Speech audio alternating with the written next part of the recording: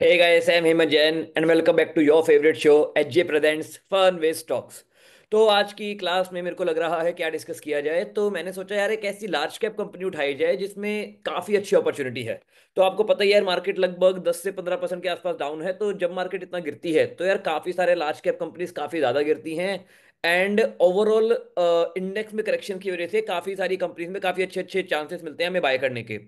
तो मुझे लगा कई लोग ऐसा बोलते हैं मुझे कि यार लार्ज कैप कंपनी में पैसा नहीं बनता, मिड कैप स्मॉल कैप पेनी में पैसा बनता है, इंट्राडे एफएनओ करने चले जाते हैं वो ये कहीं ना कहीं या तो समझते नहीं है या समझना चाहते नहीं है कि लार्ज कैप में भी बहुत अच्छी बहुत प्यारी प्यारी अपॉर्चुनिटीज हमें मिलती हैं। तो आज वैसे ही एक अपॉर्चुनिटी को हम डिस्कस करेंगे। Today we are going to discuss Reliance. Reliance क्या हमें इस प्राइस पे खरीदना चाहिए? Question number one. Question number two, Reliance जब जब पहले 20% गिरा है तो रिलायंस को वापस से ऑल टाइम हाई तक आने में कितना समय लगा है, एक बार वो भी हम जान लेंगे। Then question number three, Reliance all time high पे क्यों आएगा? इस बात की गारंटी क्या है कि रिलायंस ऑल टाइम हाई पे आएगा, तीनों चीजें हम देखेंगे। तो लेट्स स्टार्ट द एनालिसिस। मैं अपनी स्क्रीन शेयर करता हूं आप सभी के साथ। या तो आज तारीख है 8 दिसंबर, 8 जनवरी, रात के 2:45 बज रहे हैं एंड मेरे को नींद नहीं आ रही थी। तो I was like okay, let's study Reliance का चार्ट। तो यार मैं रिलायंस कंपनी देख रहा था तो लगभग 16 लाख करोड़ की कंपनी है, 16,80,000 करोड़ की कंपनी है फंडामेंटली अगर देखा जाए तो। एंड कंपनी में एक भी कमी नहीं है, बस एक छोटी सी कमी जो है वो ये है कि लोन थोड़ा सा ज्यादा है। लेकिन यार रिलायंस इंडिया की सबसे बड़ी कंपनी है, अगर लोन को लेके कुछ दिक्कत हुई भी तो मेरे को लगता है मोदी जी बचा ही लेंगे मुकेश अंबानी जी को। अनफॉर्चुनेटली अनिल अंबानी को नहीं बचाया गया था जब उनकी आर पावर और टेलीकॉम में जो भी दिक्कतें हुई थी। लेकिन रिलायंस इंडस्ट्रीज को मुझे नहीं लगता कोई भी दिक्कतें हैं, क्योंकि इन्होंने अपना लोन पहले के कंपेरेटिवली काफी कम किया है। तो लोन के पर्सपेक्टिव से रिलायंस को मैं चिल मानता हूँ। थोड़ा सा लोन ज्यादा है, मैं 0.2 से कम जब ये रेशियो होती है उसको मैं ज्यादा अच्छा मानता हूँ। लेकिन यहां भी मैं इस रेशियो को इग्नोर करूंगा। Reliance is a great company. अब एक मेरा जो जनरल बिलीफ है मार्केट में, जिसके बेसिस पे मैंने काफी अच्छे प्रॉफिट पास में बुक किए हैं, वो मेरा जनरल एंड मेन बहुत ही छोटा सा बिलीफ है। वो ये है कि अगर किसी भी कंपनी का sales and profit all time high पे होते हैं ना, तो यार सूनर और लेटर उसके प्राइस को भी ऑल टाइम हाई पे जाना होता है। इस थॉट की वजह से मैंने आईटीसी में, हीरो मोटोकॉर्प में, सन टीवी में, कैंप्स में, मतलब ढेर सारे स्टॉक है, एचडीएफसी एमसी में बहुत बड़े बड़े प्रॉफिट बुक किए हैं। तो मेरे को लगा एक बार बाय करने से पहले बेयर मिनिमम मैं चेक तो कर लूं इसकी सेल्स और प्रॉफिट ऑल टाइम हाई पे है भी या नहीं। क्योंकि अगर नहीं हुई तो चलो कुछ कोई और कंपनी देखेंगे, और अगर हुई तो आगे बढ़ेंगे। तो मैंने नीचे आया एंड यहाँ व्यू स्टैंड अलोन लिखा हुआ है। व्यू स्टैंड अलोन लिखा होने का मतलब है that we are currently in view consolidated. मैं हमेशा कंपनी को व्यू कंसोलिडेटेड में ही स्टडी करता हूँ। व्यू कंसोलिडेटेड में आए, मैंने देखा यार कंपनी ने अपनी सेल्स पिछले कितने सालों में लगभग 11 साल में 3 गुना की हैं, वेरी गुड। अपने प्रॉफिट पिछले 11 साल में 3 गुना से भी ज्यादा किए हैं, 3.5 गुना के आसपास किए हैं। And currently their sales is at dot all time high. Profit all time high से आटे आटे में नमक जितना हल्का सा कम है, वरना इसको ऑल टाइम हाई पे ही मानेंगे। 79,000 करोड़ पहले था, उससे 1-2% ही कम है, चलता है। मैं सेल्स एंड प्रॉफिट को डॉट ऑल टाइम हाई पे मान रहा हूं क्योंकि वो डॉट ऑल टाइम हाई पे है। इसी के साथ साथ मैंने नीचे चल के देखा कंपनी का जो है रिजर्व्स ऑब्वियसली बढ़ रहा है। लोन पहले जो ये रेशियो थी वो काफी खराब थी। आप पहले देखेंगे जितना खुद का पैसा है, रिजर्व्स मतलब होता है खुद का पैसा, उतना ही लोन था। अब रिजर्व्स लोन का डबल से भी ज्यादा है, तो अब चीजें बेटर हैं, पहले उतनी बेटर नहीं थी। तो उस तरीके से भी कंपनी ने जो है अपनी, एक कहते हैं ना, फाइनेंशियल बुक को स्ट्रांग किया है, बैलेंस शीट को स्ट्रांग किया है। बिल्कुल किया है। कंपनी अपने फिक्स्ड एसेट्स लगातार ग्रो कर रही है। फिक्स्ड एसेट्स का मतलब मोटा मोटा होता है अपनी प्रोडक्शन कैपेसिटी को इंक्रीज करना। जो भी इनके प्रोडक्ट्स, जो भी इनकी सर्विसेज हैं, ढेर सारी हैं, जो कि ढेर सारी हैं। मैं अगर ऊपर आके आपको दिखाऊं तो ऑयल एंड केमिकल सेगमेंट से इनका 56% रेवेन्यू आता है। देन ये शेयर होल्डर्स ऑफ जियो हैं, इनका डिजिटल सर्विसेज है जियो सिम, हमें पता ही है। क्योंकि अब पूरे भारत में आप मान के चलिए क्या, एक डुओपोली आ चुकी है। Vodafone is nothing, BSNL is nothing, Airtel और जियो की डुओपोली आ चुकी है। बारी बारी से 200-200 रुपये प्राइस बढ़ा के 2,000 रुपये साल का जो इनका हुआ करता था फीस, वो अब 3599 साल की हो गई है फीस। तो ये आराम से डुओपोली के मजे ले रहे हैं। तो from a revenue point of view, from a sales point of view, from a business point of view, Reliance is doing great. तो क्या सिंपल इसलिए मैं बाय कर लेनी चाहिए? एक और रीजन मैं जनरली चेक करना प्रेफर करता हूं कि जो भी कंपनी मैं बाय कर रहा हूं, उस कंपनी को ऊपर लेके जाने में क्या केवल पब्लिक का फायदा होगा या फिर पावरफुल प्लेयर्स का फायदा भी होगा। तो अगर मैं एक छोटा सा पॉइंट यहां पे अगर चेक करके आपको दिखाना चाहूं, तो एक चीज होती है share holding pattern. Share holding pattern में मैं ये इंश्योर करने की कोशिश करता हूं कि जो भी कंपनी मैं बाय कर रहा हूं उसमें पब्लिक की होल्डिंग 30% से कम होनी चाहिए। इन दिस केस पब्लिक की होल्डिंग है 11%। मतलब पावरफुल प्लेयर्स की होल्डिंग कितनी है? 89%। तो यार, अब पावरफुल प्लेयर्स की होल्डिंग 89% है, तो कंपनी के 20% गिरने से मेरे से ज्यादा लॉस पावरफुल प्लेयर्स का हो रखा है। एंड कंपनी को वापस ऊपर लेके जाने की कोशिश मुझसे ज्यादा वो लोग करेंगे। ठीक है, मैं मतलब यहाँ पे रिटेलर्स की मैं बात कर रहा हूँ।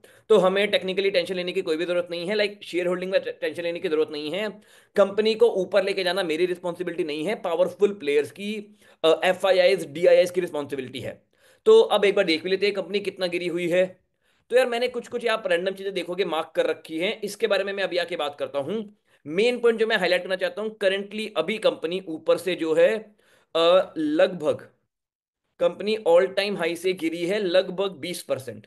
तो मैं आपको ये वीडियो शूट करने से जस्ट पहले I was trying to do analysis कि कंपनी पास में जब जब 20% गिरती है उसको वापस से ऑल टाइम हाई पे आने में कितना समय लगता है और कितने परसेंट का वो गेन आता है।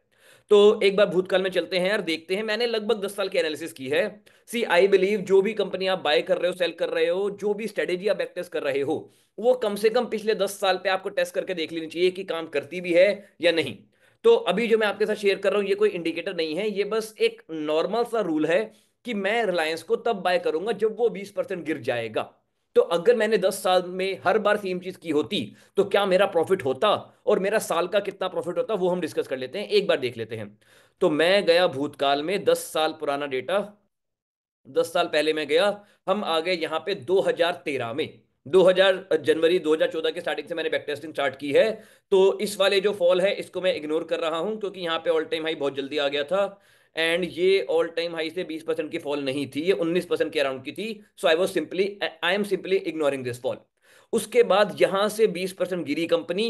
एंड इस प्राइस से जब कंपनी 20% गिर गई, इस प्राइस से ऑल टाइम हाई तक कंपनी जब 20% गिरती है, एक बेसिक मैथमेटिक्स, तो कंपनी को वापस से ऊपर आने में 25% का प्रॉफिट होता है, 20% का प्रॉफिट नहीं होता। ठीक है, अगर कोई कंपनी 100 रुपए की है, वो 20% गिर के 80 रुपए पे आ गई, तो जब वो 80 से वापस 100 पे जाएगी, 80 रुपीज से वापस 100 रुपीज पे जाएगी, then that profit is 25%, not 20%। ठीक है, तो 20% गिरी है तो ऑल टाइम हाई पे जाने में कंपनी को 25% का प्रॉफिट हमें देना पड़ेगा। तो कंपनी यहां पे 20% गिरी है। ऑल टाइम हाई यहां पे थोड़ा 2015-16 की मार्केट एक कंसोलिडेटिंग थी, खराब सी थी मार्केट थी।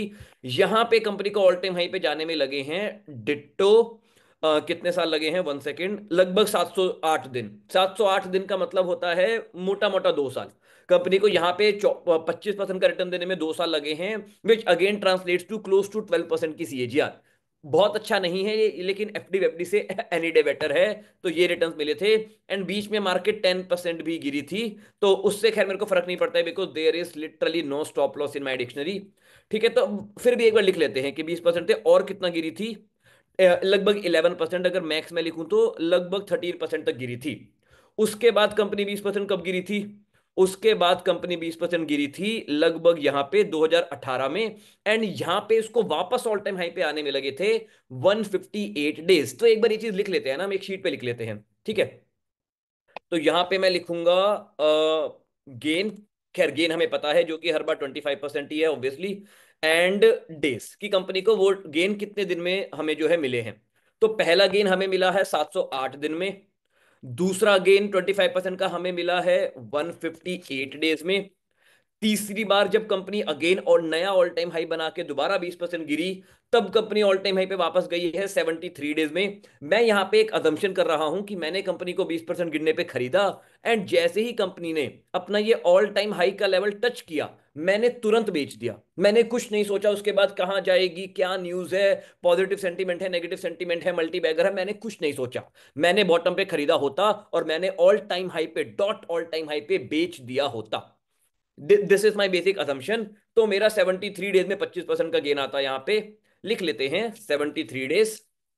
देन उसके बाद 2020 में फिर से गिरी थी बिकॉज ऑफ कोरोना।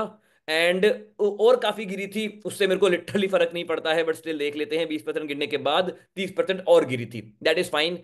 मेरे को 67 डेज में पूरा पैसा मेरा रिकवर हो गया, जो है पूरा 25% का गेन मेरे को मिल गया। यहां पे गेन मिला है 67 डेज में। उसके बाद यहां पे गेन मेरे को मिला है कितने दिन में, 305 दिन में। 2020 में जब मार्केट नवंबर में दोबारा से करेक्ट हुई थी, उसके बाद ऑल टाइम हाई को टच करने में इसको 305 दिन लगे थे, 305 डेज। ठीक है। एंड इसके बाद दोबारा गिरी थी, यहां पे गिरी थी, बॉटम टच किया था, यहां पे वापस जाने में लगे थे 43 डेज। कितने दिन, 43 डेज।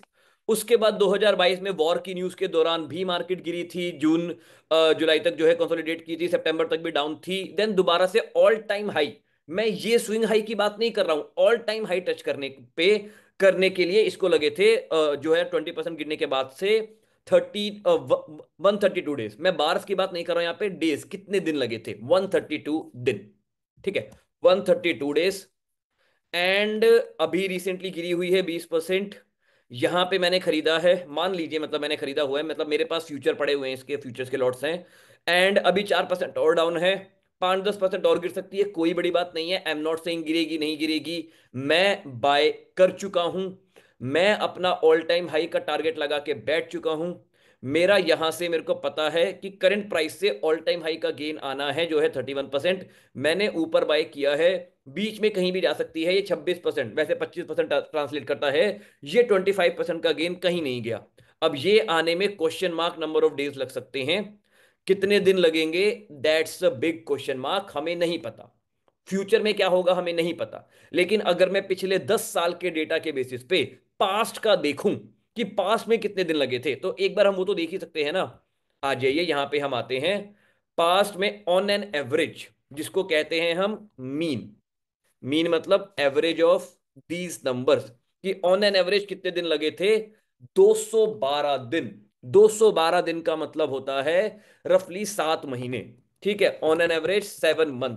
तो देर आर सम चांसेस कि 7 महीने के आसपास में जो है हमें पूरी रिकवरी देखने को मिल सकती है। मैक्सिमम पास में लगा था 2 साल, 2 साल भी लग गया तो भी 12% का CAGR है। मिनिमम लगा था 1 महीना, 1 महीना लग गया तो उससे अच्छा तो खैर कुछ हो ही नहीं सकता। लेकिन मैं नहीं कह रहा यार कि 1 महीना लगेगा, 2 महीने, 3 महीने, 6 महीने, 1 साल भी लग जाए, जो एवरेज है मैं उससे ज्यादा मान के चल रहा हूं कि मान लो 1 साल भी लग जाए, देन ऑल्सो 25% साल का return is a great return. मैं सभी को यही गाइड करने की कोशिश कर रहा हूं। It's a request from my side, intraday के पीछे भागना बंद कर दो, ऑप्शन बाइंग के पीछे भागना बंद कर दो, वहां पे आपका पैसा नहीं बनने वाला है। इस तरीके की स्विंग ट्रेडिंग करो, you will make much much much much much better returns and much better profit. आपका पैसा है, आपको क्या करना है क्या नहीं करना है, that is your personal choice and your personal and financial decision. उसमें मैं कुछ भी कमेंट नहीं करूंगा कि इसको बाय करो या ना करो। All I am saying is कि मैंने इसको बाय किया हुआ है, एंड ऐसे डिसीजन मैंने पास्ट में जब जब लिए हैं, मुझे ऐसे डिसीजन बहुत ही हैंडसम प्रॉफिट देके गए हैं, बिकॉज ये डिसीजंस कॉमन सेंस से भरे हुए हैं, थॉरोली बैक टेस्टेड हैं, एंड फंडामेंटल्स जो है मेरे डिसीजन को सपोर्ट करते हैं। जस्ट बिकॉज किसी ने बोला है शॉर्ट कर दो, मैं शॉर्ट नहीं कर रहा हूं। जस्ट बिकॉज किसी ने बोला है मैं लॉन्ग कर दो, मैं लॉन्ग नहीं कर रहा हूं।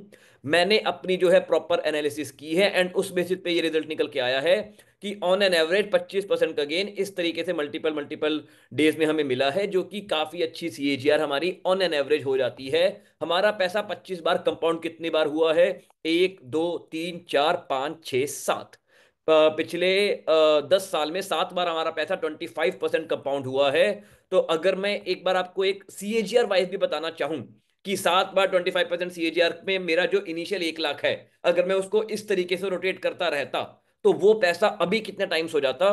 तो यहां पे हम आएंगे, मैं बस सिंपल एक चीज सर्च करूंगा, बस एक चीज, सिंपल सी एक चीज सर्च करूंगा मैं, 1.25 की पावर 7। 7 का मतलब कि ऑब्वियसली की पावर, खैर पावर 7 मतलब आप समझते हो कि उसको मैंने 7 बार कंपाउंड किया है। मेरा 1 लाख रुपए जो मैंने इन्वेस्ट किया होता अगर, तो वो पौने 4 लाख रुपए हो जाता, सॉरी, पौने 5 लाख रुपए हो जाता, 4,76,000 बेस्ड ऑन सच रूल्स, अगर इस तरीके से हमने फॉलो किए होते तो। एंड अब रिलायंस का प्राइस सही में 5 गुना हुआ है या नहीं, देखना चाहो तो देख लेते हैं।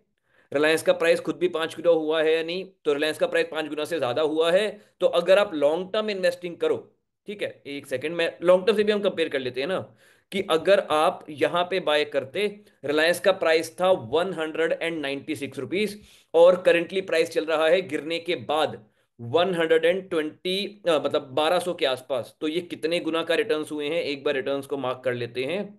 ये रिटर्न्स हैं 566%। और अभी जो रिटर्न्स आ रहे हैं based on such swing strategies, वो आ रहे हैं कितने हैं, 376%। बेसिकली पैसा इतने गुना हुआ है, मतलब 376% के रिटर्न्स आए हैं। अब यहाँ पे एक क्वेश्चन आ रहा है कि सर आपके बेसिस पे, तो on this basis long term is better than swing trading. Absolutely agree. Such large cap company में कई बार long term is better than swing trading, no doubt. लेकिन अगर एक चीज और हम स्टडी करने की कोशिश करें, तो there is a massive rally जो हमने मिस की है, जो हमें यहां पे रैली का बेनिफिट नहीं मिला है। लेकिन हम यहां से स्टॉक को एग्जिट करके किसी और स्टॉक में एंट्री लेंगे, एंड वहां पे हम अच्छा सीएजीआर कमाएंगे। जब जब हम यहां पे एंट्री नहीं है, जिस जिस जोन में मैं इस स्टॉक में एंटर्ड नहीं हूं, मेरा इस स्टॉक का ट्रेड इनिशिएट नहीं है, इस रैली में मेरा किसी और स्टॉक का ट्रेड इनिशिएट होगा, and I will be making much better returns on those other stocks as well. ठीक है। तो यस, अगर आपको लॉन्ग टर्म करना है तो नीचे खरीदो, तो लॉन्ग टर्म अगेन बेटर है। ऊपर प्लीज ऑल टाइम हाई पे लॉन्ग टर्म के लिए बाय मत करना। अदर देन दैट मेरी स्विंग ट्रेडिंग की रिटर्न्स जो है 30% सीएजीआर मेरे को इजीली मिल पा रही है, and I am really happy with my returns. And bare minimum try to do these things in the market if you want to stay for long term, and if you want to stay, if you want to make big money in the market. It's again request from my side, intraday and option buying करना बंद कर दो। Long run में intraday करने वाले सारे traders पैसा loose ही करते हैं। ऑप्शन ट्रेडिंग करने वाले, ऑप्शन बाइंग स्पेशली करने वाले 100% traders lose money in the market. मैं कोई एक्सेप्शन यहाँ पे क्रिएट नहीं कर रहा हूँ। आई एम नॉट सेइंग 99%, 98%, नहीं। 100% इंट्राडे, 100% एफएनओ वाले, स्पेशली ऑप्शन बाइंग वाले are losing money in the market. इस तरीके से स्विंग ट्रेडिंग करो and you will make much better CAGR and much better returns in the market. On that note guys, bye bye, take care, happy investing. And अगर आपको ऐसी videos और चाहिए तो do like this video, and आप comment पे thank you लिख सकते हो, and I will really appreciate the comment, and I will see you very soon on my next video. On that note, bye bye, take care, happy investing.